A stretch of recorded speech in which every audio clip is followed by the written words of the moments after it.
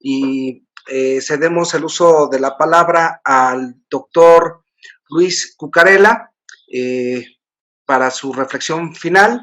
Y les comento que el doctor Zuluaga también tuvo un compromiso y les deja saludos a todos y una disculpa por haberse tenido que retirar de nuestra segunda ronda. Adelante, doctor Cucarella. Buenas tardes de nuevo. Para concluir, vista lo interesante de las aportaciones y reitero de nuevo mi agradecimiento, el planteamiento que he adoptado yo ha sido el de intentar poner sobre la mesa si es posible plantearnos que puedan existir eventuales responsabilidades internacionales por no haber protegido adecuadamente los derechos de las personas mayores. Pero creo que esta reflexión se puede extender a otros colectivos especialmente vulnerables de los que se ha hablado hoy, y no solamente porque lo indique yo, sino la misma Comisión Interamericana a lo largo del mes de marzo y del mes de abril ha difundido notas de prensa o comunicados de prensa llamando la atención a los estados americanos sobre la necesidad de proteger el derecho a la salud en esta crisis del COVID de las personas privadas de libertad, dado los fallos estructurales existentes en materia de prisiones, así como también de las comunidades originarias. Tengan presente que este planteamiento parte de esa premisa, es decir, podemos encontrarnos con fallos estructurales que pueden generar violaciones masivas de derechos humanos. Y yo lo vuelvo a plantear en ese sentido. Es decir, el COVID-19, en cuanto a su afección al derecho a la vida y el derecho a la salud, puede estar generando vulneración masiva de derechos humanos. Y el caso de las residencias de mayores es el que me hace a mí reflexionar. ¿Cómo es posible que 18.000 personas hayan fallecido en mi país y si no nos planteamos que si ha fallado algo, si hay algún fallo estructural o si no hay una deficiencia en la actuación administrativa o si los jueces ahora no actúan correctamente, evidentemente se podría estar generando, desde mi punto de vista, esa violación masiva. Soy consciente de que hay países en los que el derecho a la salud está considerado como derecho de segunda generación o derecho que tiene más dificultades de acceso a los tribunales y eso puede darse allá en América, pero tengan muy presente la jurisprudencia de la Corte Interamericana en materia de control de convencionalidad. Y la Corte Interamericana es clara al señalar que los derechos a la salud, los derechos económicos, sociales y culturales forman un bloque único junto con los derechos políticos o los derechos tradicionales. Tengan muy presente la sentencia Lagos del Campo contra Perú de 2017, párrafo 141 de la misma, y podrán verificar que si en el ámbito interno de México o de cualquier otro país americano hubiera esas dificultades para proteger efectivamente el derecho a la salud como derecho humano, los jueces nacionales son jueces convencionales y están llamados a proteger los derechos humanos. El derecho a la salud es un derecho humano aquí en Europa, allá en América, y las dificultades internas las tenemos que suplir desde el punto de vista convencional. Concluyo indicando que no estoy anticipando un juicio. Les he intentado compartir estándares para poder verificar si hay una eventual responsabilidad internacional, que se justificarían, en su caso, con fallos estructurales, con deficiencias en las actuaciones de las administraciones públicas o con una inacción del Poder Judicial. Esos son los tres parámetros que justificarían, desde mi punto de vista, la existencia de una violación masiva de derechos humanos que podría justificar exigir responsabilidad internacional al Estado ante la Corte Interamericana o ante el Tribunal Europeo de Derechos Humanos. Muchas gracias. Muchísimas gracias, doctor Cucarella, por sus comentarios, por su reflexión final y sobre todo por sembrarnos esta duda que sin lugar a duda también, valga la redundancia, es un derrotero que se tiene que analizar con detenimiento, no solamente desde el punto teórico, como ya lo ha señalado algún autor como es Luigi Ferrajoli, a colación también del planteamiento de la doctora Alejandra Flores, en el sentido de que debe de haber o el constitucionalismo, el paradigma constitucional, debe de ver más allá de lo que está en la propia norma y subirse a un plano de la convencionalidad y de los instrumentos internacionales para hacer efectivos los derechos fundamentales, sobre todo en materia de salud. Muchas gracias, doctor. Nos pide el uso de la palabra también el doctor Mauricio Freire, quien también se tiene que retirar por compromisos contraídos. Adelante, doctor, por favor. Bom, eu quero apenas agradecer pelo convite dizer que há alguns pontos convergentes, a fundamentalidade do direito à saúde, a necessidade da proteção dos grupos vulneráveis, especialmente dos idosos, e a importância de reconstrução de um Estado social de direito baseado no respeito à dignidade e tendo a saúde pública como um dos seus eixos estruturantes. Eu agradeço e me despeço e continuo à disposição de todos. Muito obrigado. Muchísimas gracias, doctor Freire. Lo esperamos aquí la próxima semana. Muchísimas gracias. Doctor Ramiro Contreras, por favor, adelante.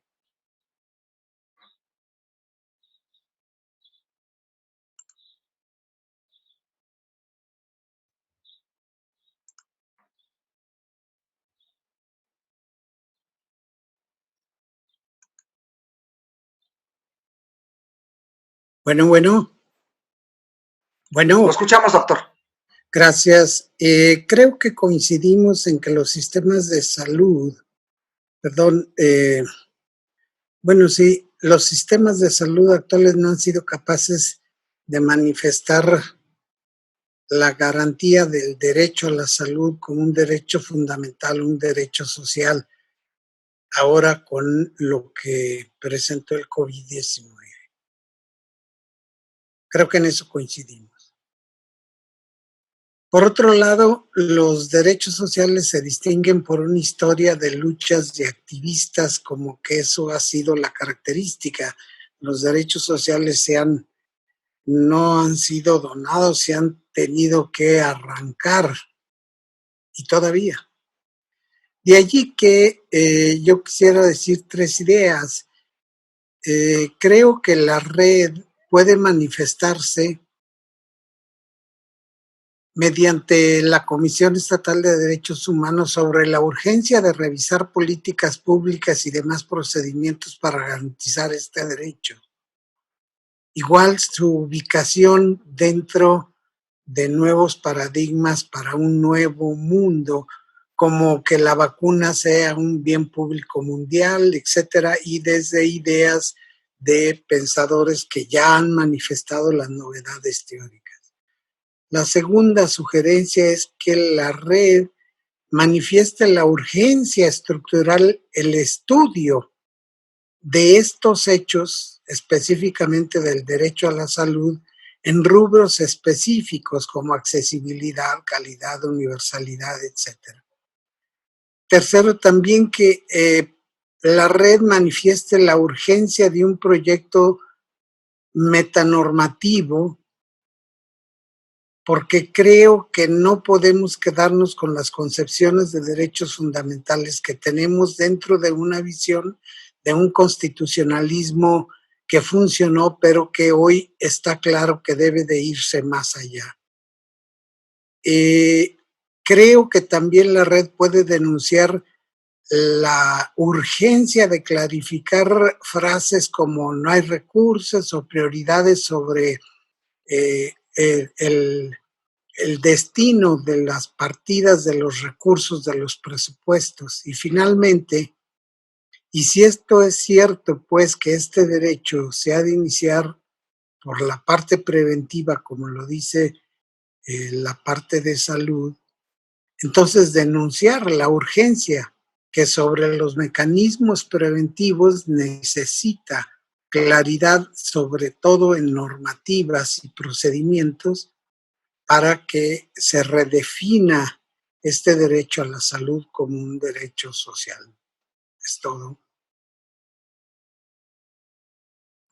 Muchísimas gracias, doctor Ramiro, por su aportación. Sin lugar a duda, estas palabras que nos da nutren no solamente el seminario, lo sintetizan, el seminario del día de hoy, y nos coloca en la mano, en la pluma, las palabras que se requieren precisamente para el posicionamiento próximo de de esta red. Muchas gracias por su aportación, doctor Ramiro Contreras. Doctor Felipe Betancourt, adelante, por favor. Le agradezco mucho, doctor Irán. Muy bien, pues yo quisiera presentar mis conclusiones en el siguiente tenor. Primero enviar un mensaje optimista. Creo que las noticias que ayer se revelaron sobre la primera fase de la prueba de una vacuna en Estados Unidos son muy optimistas. De hecho, esta noticia provocó un alza de la bolsa de valores de Nueva York, etcétera. No es que yo esté promoviendo el capitalismo exacerbado, pero lo que quiero resaltar es que vean qué importante es, aparte de garantizar normativamente el derecho a la salud, qué importante es que los estados destinen presupuestos a la investigación, que haya ese esfuerzo, haya ese dinero para encontrar la vacuna y el tratamiento más adecuado contra el COVID. Y aquí con esto, pues, yo quiero resaltar lo que había mencionado en mi presentación anterior, esa combinación o esa interacción entre la política, la economía y el derecho, ¿no? Cuando existen políticas económicas consistentes con el derecho a la salud, cuando la toma de decisiones en un estado se hace de tal forma que haya rendición de cuentas, que haya equilibrio de poderes, que haya un sentido del bien común, pues el resultado puede ser mejor para el propio estado, ¿no? Y por otra parte, lo que la doctrina jurídica establece como lo que debería de respetarse, de garantizarse, pues a través de la interacción entre la economía y la política, es más fácil lograrlo, ¿no? Y aquí, pues, sí quiero hacer alusión un poco a lo que mencionó mi colega anterior de España sobre los fallos estructurales que ocasionan violaciones masivas de derechos humanos. Creo que efectivamente hay ciertos países que tienen cuestiones estructurales más profundas que otras, ¿no? Que tienen economías más injustas, más extractivas, menos inclusivas, y al final, pues, la pandemia los agarra, por así decirlo en forma coloquial, en una mala posición, ¿no? Hay otros países que por llevar ciertas políticas económicas pues más inclusivas, que llevan pues a la prosperidad, en el caso de Europa, en el caso de otros países occidentales, pues encontramos que hay menos fallas estructurales y hay, por tanto, menos violaciones masivas a los derechos humanos, porque se puede atender mejor esta contingencia sanitaria. Entonces, creo que aquí, en pocas palabras, pues sí quiero resaltar que para encontrar la salida a esta pandemia tenemos que diseñar una política económica consistente que permita la prosperidad de los estados.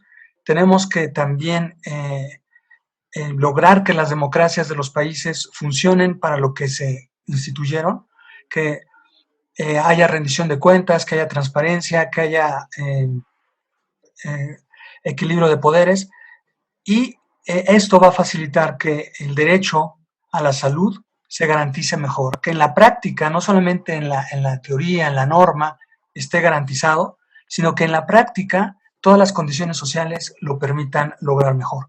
Pues les agradezco mucho su atención. Muchísimas gracias, doctor Irán. Muchísimas gracias, doctores, por su atención, y con mucho gusto yo espero mi participación la próxima semana. Muchas gracias, doctor Betancourt. Un abrazo. Gracias por su participación. Doctor Luis Samaniego, adelante, por favor, Luis. Bien, pues muchas gracias. Muy interesantes todos los planteamientos que han hecho y con una visión muy amplia de otros países en relación también con lo que está ocurriendo en México. Me parece solamente que hay que destacar que el derecho a la salud tiene como interconexión con otros derechos, justamente el del derecho al acceso a la información. Y este es muy importante porque no solamente se trata de establecer políticas públicas, como lo hice en mi primera intervención, como la necesidad de establecer unas políticas públicas progresivas en favor de la salud en nuestro país, como lo mismo está ocurriendo en otros países, como bien han hecho referencia, sino también, sobre todo, que exista una transparencia en la utilización de los recursos públicos, pero también, sobre todo, de los avances científicos y del acceso a los medicamentos o a la vacuna, en este caso del COVID-19. Me parece importante por lo siguiente, porque no argumentando justamente esta pandemia se pueden justificar abusos o excesos por parte de cualquier gobierno de cualquier país. Esto es, la utilización de los recursos públicos tiene que ser eficaz, tiene que ser eficiente para salvaguardar la salud, la vida y, por supuesto, el bienestar de todos sus ciudadanos. Esta circunstancia obedece a que los derechos humanos obligan a que no solamente debe de tener su propia garantía al interior de los Estados nacionales, sino de los compromisos internacionales que tiene con la comunidad internacional. El derecho a la salud es uno de ellos y, por supuesto, esto nos tiene que llevar de la mano a que, no justificando la protección del derecho a la salud, se comiencen a cometer excesos como los que hemos visto en nuestro país. Pasar la charola como de buena voluntad para los estímulos económicos por parte de los investigadores nacionales me parece que fue no solamente un errado mensaje por parte del sector científico de nuestro país, de quienes se coordinan de manera institucional, que no lo hicieron de manera coordinada, pero sobre todo a una falta de claridad en dónde se están llevando a cabo los recursos para combatir esta pandemia y para asegurar el derecho a la salud de nuestros ciudadanos. Hemos sufrido en nuestros países, principalmente en América Latina, la enorme corrupción que nos ha dejado devastado nuestros propios sistemas sanitarios y, por tanto, hoy en día hacen con mayor necesidad la transparencia en la aplicación de recursos para salvaguardar la vida y la salud de los ciudadanos, pero sobre todo para que también los ciudadanos tengan acceso a la información en qué se está gastando, existe una transparencia en cuanto a la claridad de cómo se está gastando y sobre todo las políticas públicas para asegurar el derecho a la salud. Este tema me parece que da para mucho más, tiene muchas aristas el derecho a la salud y por tanto no solo me resta que agradecer la invitación, felicitar a los organizadores, principalmente al doctor Uribe Arzate y por supuesto al doctor Olvera.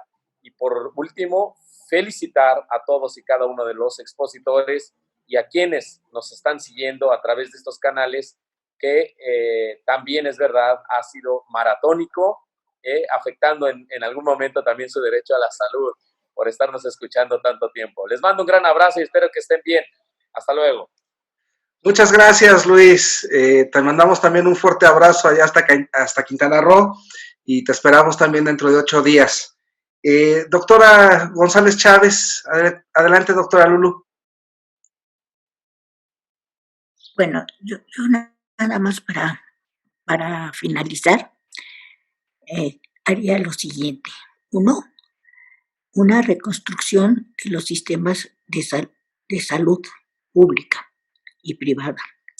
Dos, una recomposición de los sistemas de seguridad social, procurando también unirlos y hacerlos uniformes para evitar que en unos sistemas se dé una situación y en otros sistemas otra situación.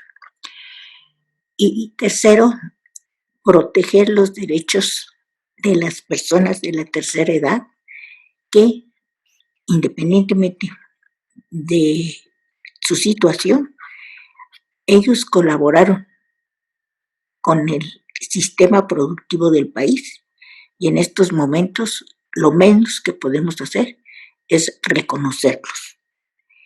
Y por último, crear un marco jurídico que proteja no solamente a los sistemas públicos y paraestatales, sino también a los sistemas privados, que en algunas ocasiones en este momento nos hemos dado cuenta que han sido muy solidarios con el país, pero en otras ocasiones no lo han sido. Entonces, yo siento que a ellos se les debería de establecer un protocolo y en caso de no cumplirlo, también que tuvieran consecuencias. Para mí es todo. Muchas gracias. Muchísimas gracias, estimada doctora, por sus comentarios. Les informo que la doctora Marina tuvo que retirarse por cuestiones académicas y les deja también un saludo de despedida a todos. Escucharíamos al doctor Emmanuel Cactiaj. Adelante, doctor Emmanuel. S'il vous plaît. Señor presidente, voy a empezar por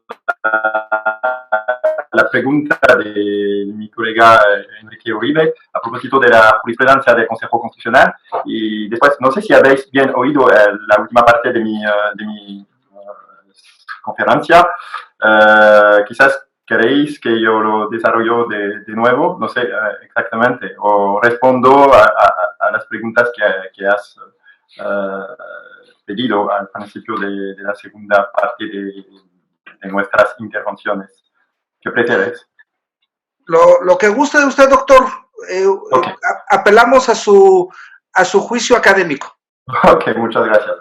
Bueno, a propósito de la jurisprudencia del Consejo Constitucional, que es el Tribunal Constitucional de Francia, hay que decir que la protección de la salud implica tanto el respeto de la salud de las personas por parte del Estado contra medidas que pueden implantar, que pueden violar este derecho a la salud, y tanto como la posibilidad de llevar a cabo políticas de salud pública que sean vinculantes para las personas y que, como lo he dicho, por lo tanto, restrinjan sus derechos y libertades. Hay sentencias a propósito, por ejemplo, de la política de vacunación obligatoria de los niños, a propósito de la lucha contra el tabaquismo o el alcoholismo, la reglamentación de determinadas profesiones artesanales, por ejemplo,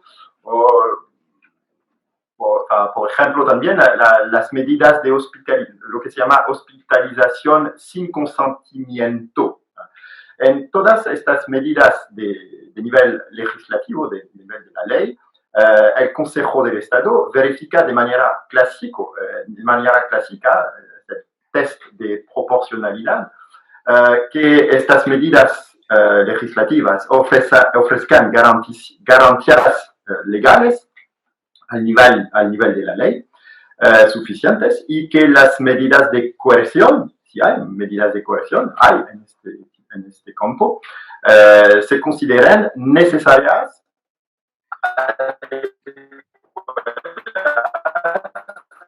y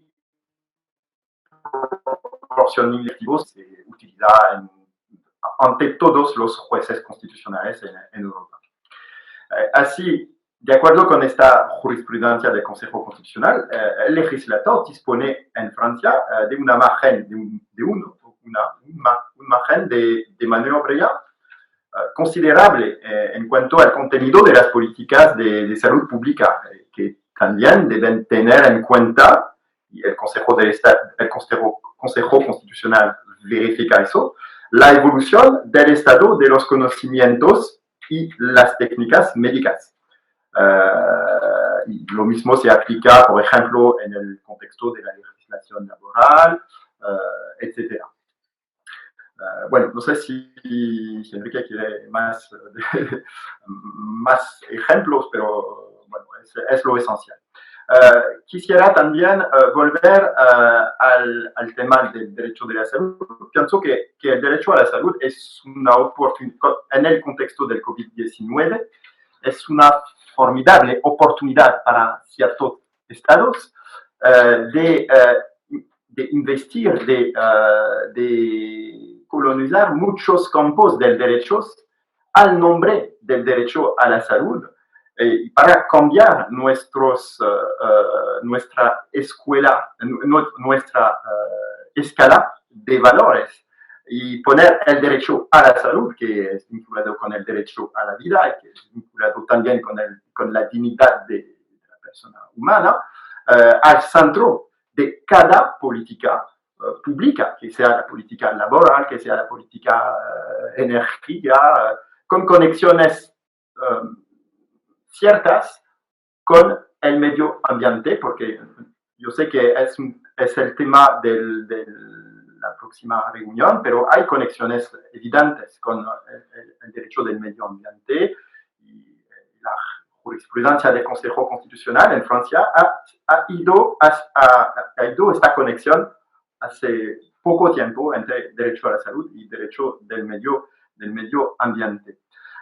Quisiera volver también sobre el tema de lo que he hablado del deber cívico, que es una parte esencial en el tratamiento, en la lucha contra el COVID. Estas reglas, la particularidad de estas reglas que me dan a pensar al concepto de Michel Foucault, que se llama el biopoder. Estas reglas son edictadas por los cientistas, por los médicos, por grupos de expertos, y es decir que esta parte de la lucha contra el COVID escapa al Estado, escapa al prisma o el prismo de la soberanía, y así es un fenómeno que ¿cómo se dice? Que tiene vínculos muy fuertes con la concepción de Michel Foucault del biopoder, que es un poder que se desarrolla bajo del Estado, en un círculo de expertos. Hemos visto no solo los expertos médicos, pero los expertos en estadísticas, los expertos que al final edictan ¿cómo se dice? Las medidas más importantes para esta lucha, para luchar contra el COVID. Y pienso que esta hipótesis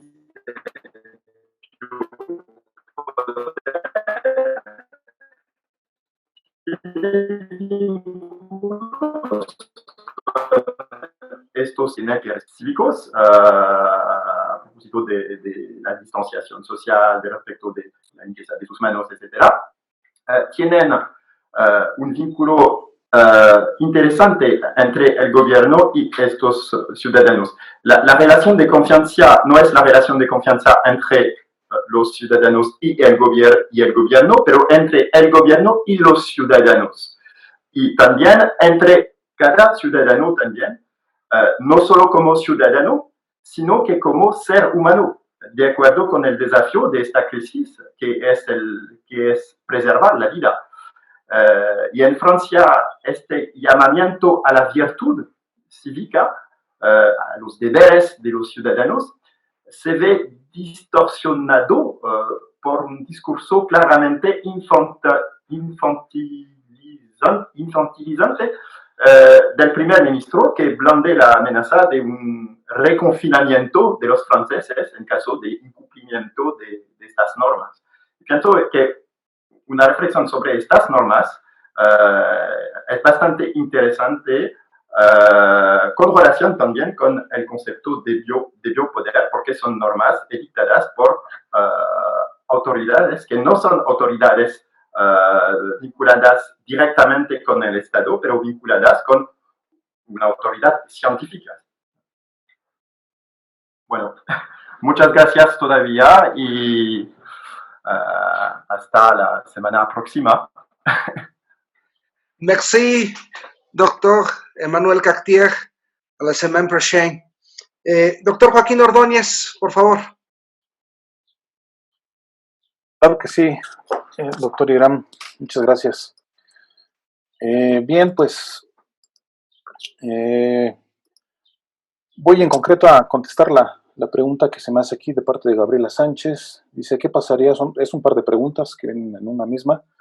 Dice, ¿qué pasaría si los servicios de salud no tuvieran donaciones que realizan muchos ciudadanos, empresas e instituciones diversas? Bueno, me parece que para dar una respuesta concreta a esta pregunta tendríamos que, obviamente, hacer una investigación de carácter contable, de carácter financiero, en donde podamos nosotros determinar cuáles son las cantidades que parten de uno y de otro lugar, cuáles son las cantidades monetarias, financieras que parten del sector privado y cuáles son las que parten del sector público, y en base a eso poder determinar qué es lo que pasaría si esa cantidad de dinero de parte de los particulares no ingresara a las instituciones o a los servicios de salud.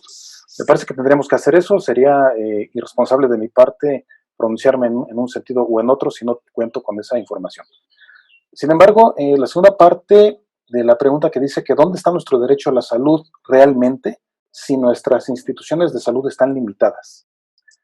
Bueno, si nuestras instituciones de salud están limitadas, pues no tenemos un real derecho a la salud. Realmente no hay un derecho a la salud, no hay un cumplimiento cabal, real, verdadero del mandato constitucional, convencional, internacional, legal, etcétera. No lo hay. Si las instituciones están limitadas, está limitado el derecho a la salud, por supuesto. De tal manera que, ¿cuál sería la reflexión final en cuanto a esto? Que no tenemos un cabal respeto del derecho a la salud. Esos lineamientos o esos criterios de aplicación de la medicina crítica no hacen otra cosa sino que revelar el hecho de que existe una limitante del derecho a la salud. Esos lineamientos aceptan de manera, desde mi perspectiva, con esos lineamientos la institucionalidad, el Estado está aceptando, tal vez tácitamente, que el derecho a la salud, que el derecho a la salud como derecho fundamental y como derecho humano establecido desde las convenciones y desde los instrumentos internacionales, no es respetado por el Estado. Eso es lo que desde mi perspectiva se está aceptando. Tal vez no es culpa de los sectores de salud. Tal vez los médicos no tienen la culpa, porque tendríamos que ponernos en su lugar, ¿no? Tendríamos que ponernos en el lugar de la institución médica. ¿Qué hacemos si no tenemos los insumos suficientes? Y solamente tenemos una parte de insumos y tenemos más personas que requieren esos servicios. ¿Qué haríamos? Hay que tomar una decisión. La culpa no es del médico, la culpa no es de la institución de salud. No hay una discriminación. Los lineamientos son claros y los lineamientos me parece que son buenos, pero no dejan de... Esto no significa que no se evidencie el hecho de que existe una falta, un incumplimiento al derecho a la salud. Me parece que con esto respondo las preguntas de Gabriela Sánchez. Por mi parte es cuanto. Muchas gracias. Muchas gracias, doctor Joaquín, por sus comentarios y responder a las interrogantes que le plantearon. Antes de cederle el uso de la palabra al doctor Enrique Uribe, quien nos dará su reflexión final, y a quien le voy a amablemente pedir también haga el cierre y clausura de este evento del día de hoy, quisiera yo agradecerles a todos y a cada uno de ustedes el favor de su atención, de su presencia.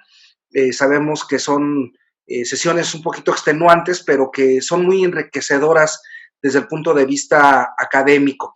Y para yo reflexionar y dejar aún más la sensación de que estamos haciendo las cosas bien, de que estamos en el momento exacto de las cuestiones, quiero yo compartirles a todos ustedes una nota que acaba de ser publicada hace más o menos una hora y que viene mucho a colación del planteamiento que nos hacía el doctor Luis Cucarella, a quien no veo ahora en pantalla, pero sí respecto a lo que es el tema de la responsabilidad internacional.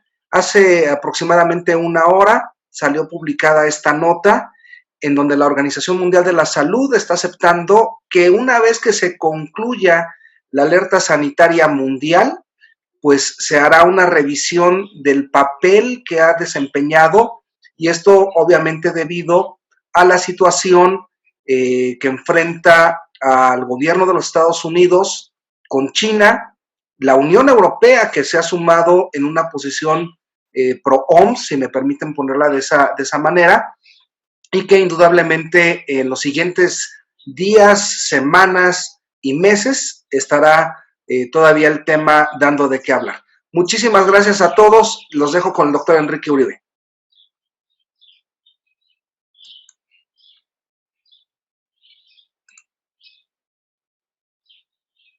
Si nos abres tu micro, doctor, por favor. Muchas gracias, doctor Irán, por la moderación de esta mesa.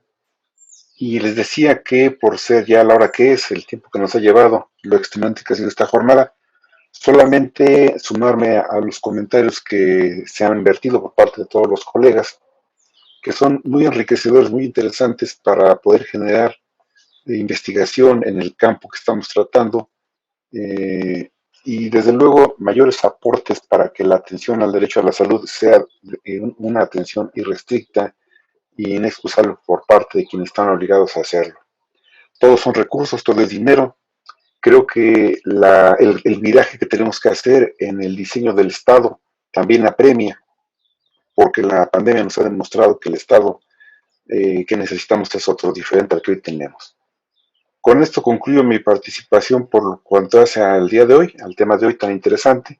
Solamente deseo reiterar a ustedes la invitación para la próxima semana, en que trataremos el derecho a la libertad de tránsito, que también es un asunto que se ha visto afectado en todos lados por la pandemia. Les agradezco a todos su participación, reconozco el esfuerzo que han realizado y desde luego sus invaluables aportaciones. Gracias, doctor Irán Piña. Buenas tardes. Al contrario, doctor, muchas gracias a todos, que tengan muy buena tarde y en los próximos días les estaremos mandando el enlace para la inscripción a la siguiente sesión. Que tengan buena tarde. Cuídense mucho.